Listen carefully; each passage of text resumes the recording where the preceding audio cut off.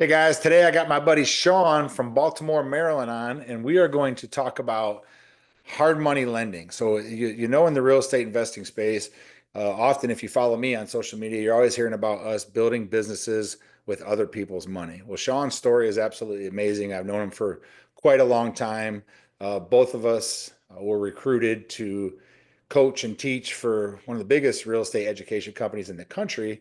Got to know each other there, and now we deep dive into kind of working together on some side things. But the guy is an absolute expert at loaning money outside of his real estate portfolio that he's built for himself. So, Sean, how you doing today, buddy? Great, man. Thanks for having me, Rick. Good to be with you, buddy. Yeah, thank you for taking the time, man. So, let's introduce yourself, Sean. Talk a little bit about how you got started in real estate to begin with. Sure thing, man. Well, as you said, my name is Sean Magner. I'm based out of the Baltimore Metro. I currently run what's called the Monument City Group, which is a collective of, I call it a collective or a boutique collective of real estate investing businesses. But to back it up to your question specifically, um, like many, back in 2015, I wanted more. I responded to an ad to learn how to invest in real estate. I started taking some courses. I joined the program, took some courses, hired a mentor and coach, and they helped me to kind of cut the line and start connecting the dots the right way and build the business the right way. And um, that was in late 2015. And fast forward a year and about 15 months later, I had built up about an 18 unit rental property portfolio, done a few flips, and I was kind of off to the races. To fast forward to today, I still own and manage a portfolio of a few dozen rental properties. No longer doing active, I call it house hustling, right? Wholesaling or flipping. I'm no longer doing that. However, I've built a hard money lending business over the last 4 or 5 years. I had been Nice. doing some private loans out of an IRA, but then I formally kind of built a hard money business back in 2020. And today, again, I mentioned that I run what's called Monument City Group, which is kind of a collective of Monument City Homes, our active house hustling business, Monument Right. City Holdings, our branded rental property portfolio, and then Monument City Capital, my hard money lending business. So today, about 99% of my time is focused on hard money. Awesome. Awesome. So, when you were building that portfolio, were you using other people's money? Oh, absolutely. Actually, what I did is I tapped into some of my retirement money, not a lot, but I had some retirement funds, tapped into some of that, and then I used that as my skin in the game for whatever my hard money lender at the time required of me.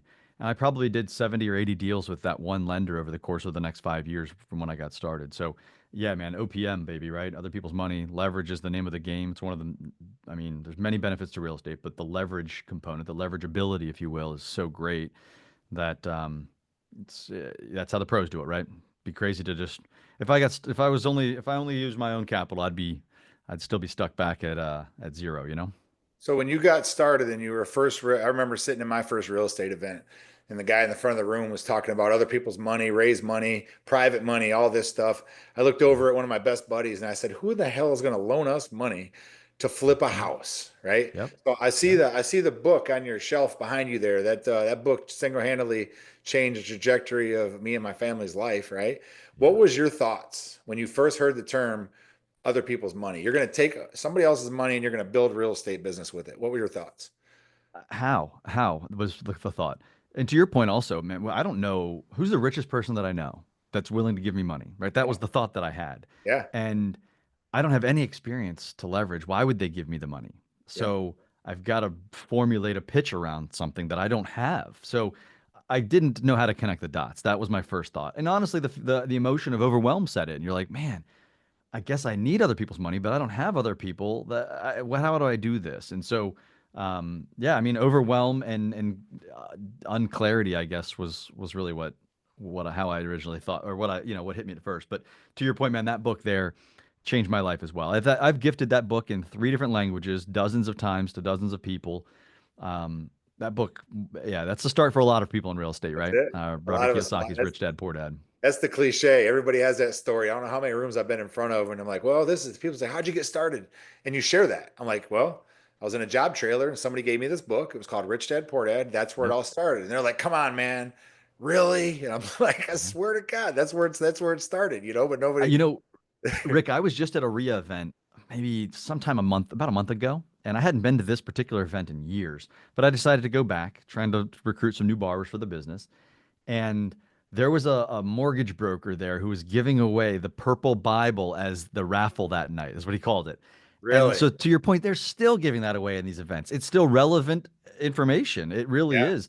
It's timeless information. And like you, I was actually on a job site. I was working construction at the time, and I was at a home, and we were on break, and I was gifted that actual book right there. That was the original print from '97 when the book was first written. He handed me the book, and that's the one he handed me. I've gifted it to many people, but I won't let go of the original one that I was gifted. That's it, brother. Good for you. Good for Yeah, you. man. So let's talk about that. You built your portfolio. How did you get into wanting to be the one to loan money? What's your business look like when you loan money? What is hard money, number one, and what does that whole picture look like for you? Good questions. So, what is hard money? I kind of describe hard money as this. Hard money is private lending for the acquisition and or renovation of investment real estate, specifically for real estate investors. It's very niche, right? It's not just loan sharking and lending anybody any money collateralized against anything. It's not that. We kind of meet at the crossroads between private money, friends and family, and a bank, more institutional debt. We're right in the middle there. What do I mean by that? Last year in 2024, I was able to fund 4 loans, meaning I moved the money out of my account 4 different times within 24 hours of the loan first being presented to me. So that's fast. That's speed. No bank in town can pull that off. Now, private money, yeah, your aunt, your uncle, your neighbor might be able to fund quickly like that. But then the ease part is the next part. So the ease part, we're not a full underwrite like a bank. We're not going to require as much underwriting data as a bank will, right? It's a low doc type of an approval process. And so speed and ease is the reason why with hard money. And the other reason hard money, how do I explain hard money is we've done what most of us have done, what our borrowers are setting off to do. Yeah. And so we already know what they're planning to do. If you walk into a bank and you say, "Hey, I want to fund this house in Baltimore with a tree growing through the roof and no kitchen and no floors," they're going to walk you out the door. I'll ask you to take a seat and sit down and learn more about you and the deal because we understand what you're about to go do. So that's really it. It's niche private lending. It's more organized and structured private lending by experts that know the business very well. Got it. Okay. So what is your ideal client? Someone comes to you, says, "Okay, Sean, I've got a deal. It's got a tree growing through the kitchen and no, all this good stuff." Who's your ideal client and how do you work with them? Good question. So the ideal client for me is somebody that they don't necessarily have to have experience doing this. Obviously, it makes it a lot easier for everybody if they have some experience. But somebody that wants to buy and flip or buy to renovate a rental property, investment property. They strictly are investing in residential real estate. We're not, we don't do new construction. We don't do. There's certain deal killers that we stay away from, Right. and we like the single family row home or single family detached, fix and flip, fix to rent. Ideally, they've got a 680 or better credit score. We'll certainly go lower if it's definitely going to be a flip because as you well know, and your audience probably knows well that there's no real credentials in order to sell a property. But in order to Right. qualify for a refinance loan, if it's a rental property, I need to really underwrite closely. And so we're a little tougher on we're more strict on our credit scores for a BRRRR, buy, Got renovate, it. rent, refinance, repeat. Right. Um, they've got to have some cash in the bank. Based on our average loan size, right now our average is around 160,000 with a 250 ARV, about a Okay. 63 LTV. Um, we can break that down if you want to. I know I go fast there, but You're all right. that's our ideal. So for that borrower, there's usually about 110 purchase and about 50 towards the rehab. They usually need to bring around 18 to 20 or so thousand to cash to close. And then they need to have another 20 or so thousand in reserves to get the construction started. And you asked how we work with them. We do fund up to 100% both purchase and rehab, assuming it respects our 65 to 70 loan to value threshold. Um, and we will, when I say fund 100% of their rehab, we will, but we're not going to front it. They front it, we reimburse them, right? That's just a Got it. regular construction draw, as you know. Yeah. If I were to just give someone 60K for a rehab and hope they didn't have an addiction Hope that I for the didn't know best. about, or they owe somebody scarier than Sean more money, I might be Yeah. in trouble. So we release it as construction progress is made. So let's walk through the process of how it works. We close on the deal, or I bring you the deal, right? Yep. You underwrite it. Explain what underwriting means.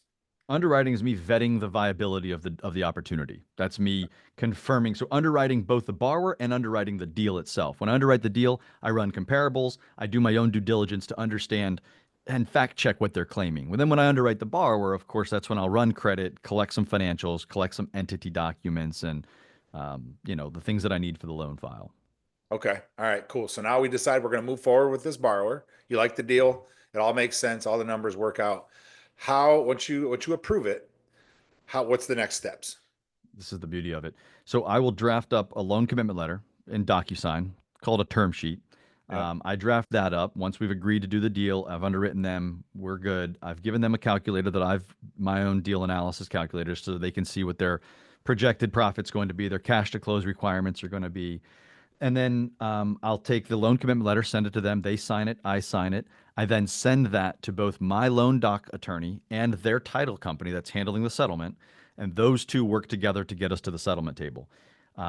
That's really my involvement. Now, in the meantime, the borrower is going to get insurance lined up and get some of the stuff necessary to get to that to satisfy the loan requirements, the settlement or the title requirements. And then the day of settlement, I wire over the money that's necessary, and the clock starts on the interest to the borrower. It's really that simple. I mean, visit my website. They fill out a Google form, which is our application. It hits my Yep. Google sheet. I open it up. I underwrite them. I underwrite the deal. I have a conversation. I send them the term sheet. They sign it. We send it off to the title attorneys to get us to the settlement table. So all this could be pretty brisk as long as all the numbers and the borrowers, if everything's on the up and up and everybody's above board, this could be a pretty speedy transaction. Yeah, absolutely. That's why I was able to do four. I say four because it was wild last year. The stars have to align Right. to fund four deals within 24 hours of them first Yeah. being presented to me. Title work needed to be ready. The borrower needed to be buttoned up. They had to have their insurance ready. My doc attorney had to be. She couldn't be on vacation. She needed to be home so she could draft my docs. Right. So Right. the stars needed to align. But yeah, it's a very fast process. This is where, I mean, if a hard money lender says they need 4 weeks to close a deal, there's not much difference between that person and the bank. You might as well wait Right. another week or two and go to the bank and get cheaper debt. Yeah. Yeah. So when you said what are the returns required in with your program? We like to see when you say returns, you mean for the borrower, what do we like to see them make? Yeah. Well, yeah. Ideally, For the mhm, borrower, and then what is your percentage? sure. So what I'd like to see our borrowers do is a 10% ROI basically is the target. And you can really calculate that. You can use sophisticated calculators, but it always comes down to the same thing too. 10% of the ARV is what they should be making. So they're selling a $400,000 house and they're going to make 40 grand. That's a good enough deal we're going to do. If they're Okay. selling a $400,000 house and they're going to make 15 or 20, way too thin. And as you well know with your experience, it doesn't take a lot to go wrong to gobble up 15 grand. Right. Yeah. It sure doesn't. It sure doesn't. I think that's pretty awesome. So, do you focus on specific areas? Yeah, I do actually. So, being that I've been an operator in Central Maryland, South Central Pennsylvania for a little over 10 years now, I know this market very, very well. Since I'm lending my capital and the capital of some friends and family, private lenders, private investors, I call them capital investors. I need to be safe with that and responsible with that money. And so I lend exclusively in my home market where I know this very well. And if in the event that something were to go sideways, for me to step in and keep the thing on the tracks, it wouldn't be an issue, right? Because I'm not lending on anything creative or unique to me. Um, I think that creative and unique sounds sexy, but it also sounds risky, and Right. we don't do risky things here. We Good. all obviously what we do is everything all of us do is has risk involved. It's all Right. calculated risk, of sure, but I do what I can to hedge against that by staying That's hyper awesome, local. man. So if you're talking to a group of new investors, a lot of people that follow us and then online right now might just be thinking about getting involved, investing, or they may have done a few deals, right? Mhm. What are some things that some pieces of advice that you could give to brand new investors, or maybe with to some that have done a few deals on working with different types of lenders, including hard money lenders? Good question. So, a couple things that come to mind, and I'm sure when we hang up, I'll think of three other responses that would fit too. That's But all right. number one is goals, being realistic with your goals and being and having a goal. Too many times have I had conversations with somebody that says, "Sean, I want to be rich owning rental properties." I'm like, great. Who doesn't? That doesn't. There's nothing to work with there. But if that same person, Rick, were to come to me and say, "Dude, I want to buy this year. I'm going to buy 5 cash flowing rental properties that produce $300 per month per door in cash flow," that's something we can deconstruct, set specific milestones to achieve, and then help them get to work. Um, that's a SMART goal. You're probably familiar with SMART goals: Yeah. specific, measurable, attainable, relative, and time bound. And that is specific. It's very specific. It's measurable. It's five. Did you or did you not? It's attainable. It's not 500, it's five. It's relative to the big picture, getting rich through real estate, and it's time bound this year. That we can work with. So I'd say all that. It's a long winded way of saying I like people that have realistic goals and they know what their target is, what they're shooting for. When you get in the car and start driving, if you don't know where you're going, which way are you going to turn the wheel? It doesn't make a lot of sense. So you've got Right. to have some direction. Number two, I would also say this. There's a pet peeve that I have as a lender, and I've got a small group of private lenders that we get together regularly. And um, when somebody sends me just an address and a price and says, "What do you think?" I don't have time for that. That's absurd. Um, don't do that to a lender, right? You're laughing because it's absurd and it's It happened so happens, many man. times. I mean, if you want me to underwrite your deal, fill out the application. Let's just I had a lady fill out the application with just her personal information recently, and she called me a couple days later and she says, "Hey, did you get the app?" I said, "Yeah, I did, but there's no deal. I'm not going to run your credit for the fun of it. I mean, if you have a deal that you want to, me to underwrite with it, I'm happy to do it, but there's not much I can do with that. So have a complete, have a plan. Most of the time, people come to me, they have a deal under contract. It's already with a title company. Title work's already being started, and they're getting their financing in order. That's the right way. So I mean, there's a few ways, but be buttoned up, be ready when we're going to ask for entity documents. Have them in an organized way. We're going to ask for driver's license. We're going to run your credit. Just know how bankable you are, surprises aren't good for a lender. We don't like surprises. Yeah, and it's so important because we tell people all the time, and this is what was told us by our coaches when we first started. You need to be organized, and the goal is to give your lender a great experience as soon as possible. Yeah. Because once you give your lender, whether it's hard money, private money, or traditional lending, you give your lender a great experience in loaning you cash. You're organized, your timelines are good. You do what you say you're going to do when you say you're going to do it. Operate with integrity, then it becomes easier and easier and easier to do deals. And once you open that No doubt. floodgate, there's no limits. Once you've opened the floodgates on lending, private money lending, hard money lending, to the trust, to know, like, and trust, and you just consistently can churn out deals, there's no limits to what you can do with your real estate business. Is that what you're seeing? You're Oh, absolutely, man. I have one of my top borrowers. I think I've done so. I started lending to him 2 or 3 years ago. He had 11 or 12 rental properties. He's got north of 50 now. I've had a front row seat to watch his growth, but I don't underwrite his deals nearly as closely as I will a new investor, Right. right? There's safety in the relationship. He's a great operator. He gets me stuff before I need it or before I ask for it. His payments come at the end of the month, not a few days late at the beginning of the month. Um, he's just a buttoned up good operator, and for him I'll go above and beyond, right? It gets to the point that I take pictures. I'll accept pictures instead of doing draw inspections in person with him because I just know the guy. I trust the guy. Right. I often say this: friction. I am constantly doing like a friction analysis. Call it Pareto's law of 80/20, right? The 80/20 rule. Yeah. I'm trying to reduce friction at every step, and if a borrower is causing me friction, that's probably not good for the future of our relationship. Yeah. Yeah. That's great. That's great. That's a great nugget too. Because a lot of times people are I don't want to say confrontational, but make things more difficult than what it has to be. That's really good, man. What's next for you? Where do you look? Where do you talk about measurable goals? Where's Sean taking his business over 2025? It's a great question. I think 2025 is going to be a difficult year. I think when I say difficult, it's not going to be the year to double or triple the size of the business.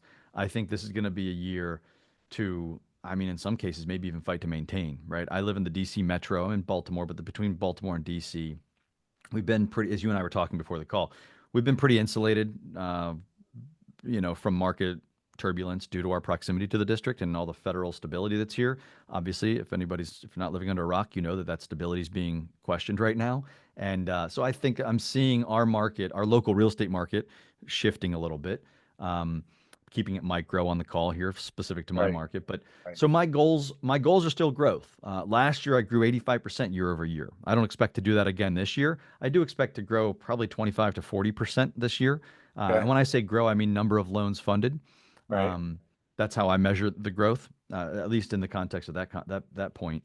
Um, I've not bought a rental property. I've always identified as a real estate investor. Now, as a hard money lender, I'm not really a real estate investor. So I still Right. have my rental properties, but I'm considering selling those off over the next couple of years and putting the capital to work in the hard money business.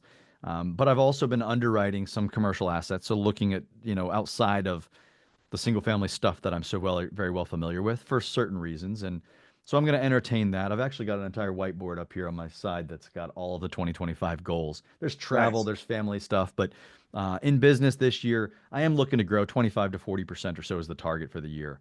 Um, Okay. but I think it's going to be a more difficult year to grow than last year was. Okay. All right. Well, I think it'll be the beauty is that we have the skill to pivot and do whatever we have to do to make moves. And you always will have, no matter what happens, the skills to invest in real estate. All right. Absolutely. That's And that's and that's that's not to what scare somebody by saying that growth thing. I've got aggressive growth goals. I always right. have. I've got Yeah. a high level of expectation of myself. And so Right. if I grow by 10, 15, 20%, I'm going to be okay, but I'm still going to think, well, next year will be better, right? That's just Yeah. how I am. Even if I slide backwards, I'm still doing just fine. But Yep. I just have this high expectation of myself. And you've probably read the book, The Psychology of Money by Morgan Housel, and he talks about Yes, sir. moving the goalposts, right?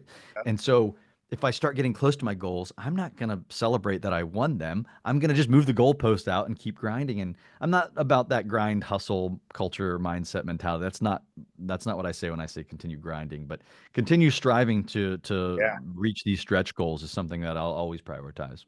We don't ever get away from growth, man. And that's the thing. People that think like us, it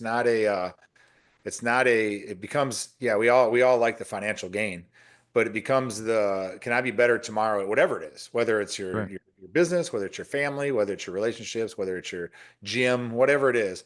If you don't get stagnant, because people like us, if you get stagnant, it's not good for us up here. Right. No doubt. You know what I mean? Dude, you're spot on, man. You You're know, it's exactly right. I look at it's not even the end of Q1, and I'm already thinking, well, if I don't hit my goal this year, I'm gonna feel like a failure. Right? That's absurd. That's completely absurd. But that's just how, and that's what keeps me moving in the right direction. Continues, that incentivizes me to continue to work hard. there's a book out there for anybody listening to this part of this podcast right now, a game changer for me. And if you haven't read this, you need to too. It's called The Gap in the Gain. You ever I read knew it? you were gonna say that. Yeah, you read it? Oh, absolutely. I've read all Oh, three of their brother. books. It's a Oh, wonderful book. That book hit dude. me at the right time, just like Rich Dad Poor Dad did. Yes. Yes. When we're measuring from the back, right? Because a Always lot of measure us, backwards, A M yeah, B. Yeah. yeah, I mean, yeah, and not to steal your thunder there, man, but I love that book so much. I shared it with one of my mentors on a Sunday afternoon. I was in my garage, I was talking to him on the phone, and I shared it with him. Next time I saw him at lunch, he had a box of those books he had been giving out to people. The yeah, book was so good that the subtitle is something like The High Achiever's Guide to Happiness and Success. And yep, the gap is where we find ourselves comparing where we are to where we would rather be. yep, I have two cars. I need three. I have a 2,500 square foot house. I need a 5,000 square foot house. My yep, business looks like this. It needs to look like that. And we continue to remain unhappy because we're never achieving our goal, that goal. And yep. so the mechanism to get out of the gap and into the gain, like you just said, A and B, always measure backwards. Go back and look at the progress made from the start to where you are. And there you can find some joy. Dude, I love that you mentioned that book. That was a game changer. Game changer. That would got you excited, bro. I like Dude, it. I love that book. I preach about those two books. Rich Dad Poor Dad hit me when I needed it, and that book. They both. There've been a number of books that have hit me hard. Those two have produced paradigm shifts in the way I looked at Yeah. everything. They were It's awesome. powerful. Great book. We literally just have a weekly meeting between my sister, my son, and I, our little team meeting to go over just basically our entire scope of our business, right? Hmm. And one of them is it used to be mapped out a certain way where at the end of the meeting we would always talk about challenges we were having. And I read that book again. I try to read it once a year. And we literally restructured our entire meeting to where we first thing we touch on is 3 or 4 positives that have happened this week, right?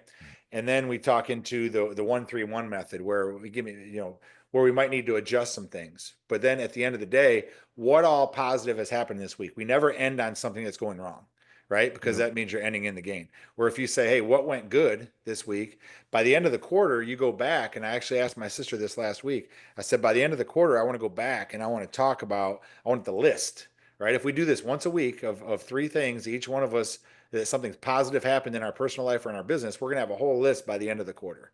That Right. nugget, by doing that, I think Dan Sullivan does it every evening. He'll write down 3 things that happened, 3 wins for the day. And he said, after an entire year, think about that. You have 365 days of wins. So you're always winning, right? You know, That it's was funny just, about him when you say that you know, the guy hasn't watched television in 20 or 25 years. yeah, So it's no wonder he can sit down and write the like journal or scribe or whatever you call it in yeah, the evening. You just said something that made me think of think about golfers when they're warming up. They never walk away from the driving range on a bad shot. Even if there's a yeah, few balls left, they hit the last ball. If it's a good shot, then they'll walk away and go play their yep, round. Even if there's a few balls on the ground to be hit still, they're like, nah, I yep, don't want to leave on a bad note. There's a lot of psychology behind that. And I also think Ben Hardy and Dan Sullivan, when they wrote those books, they wrote three books: Who Not How, right? mhm, The Gap and the Gain, and then 10x is easier than 2x. That book was pretty interesting. It's not to be confused with Grant Cardone's bullish right, 10x crap. right, Um, it's that, you know, if you want to take your business, if you want to double your business, you just need to work harder. But if you want to yeah, blow your business up, you're going to have to, and 10x your business, you're going to have to strip it down and add new systems, people, processes. It needs to look different. And so for that reason, it's easier because you're not having to work twice as hard. You're just having to yep, work differently. These guys have great, and the way they tell it, I mean, I listen to them on Audible, and I like when the narrator is also the author. And so yeah, you me can too. sense it when they're talking, their passion behind it. Yep. And man, they're just good. They're good guys. Their books are impressive. That trilogy of books is just so good. That's good stuff, man. This is really good. So let me ask you this. Where can people find Sean to connect with you, whether they'd like to talk more about learning from you, maybe Mhm. possibly some lending in your local market? Where can people find you? I'm on all the socials at Sean Magner, ShaunMagner, monumentcitycapital.com, or just find me on the socials. Those are the two easiest ways. Awesome. Awesome. Well, brother, I'll tell you what, I want to thank you for taking the time to share your wisdom with everybody and myself. I appreciate everything you do and doing business the right way and look forward to watching you grow as we go through 2025. Same, man. I can say all the same for you, Rick. It's been a pleasure watching your growth and being a part of it, and I value our friendship tremendously. I respect the hell out of what you do for your community. I mean, you're really pumping into them to your local folks and helping them to build their business the right way. And kudos to you, man. I commend you for it. Well, let's keep doing it, brother. We'll do this again in a couple months and we'll see what's changed at that point, huh? Sounds great, buddy. Good luck out there. We'll talk again soon, bud. We'll talk soon, man. Bye. Bye bye.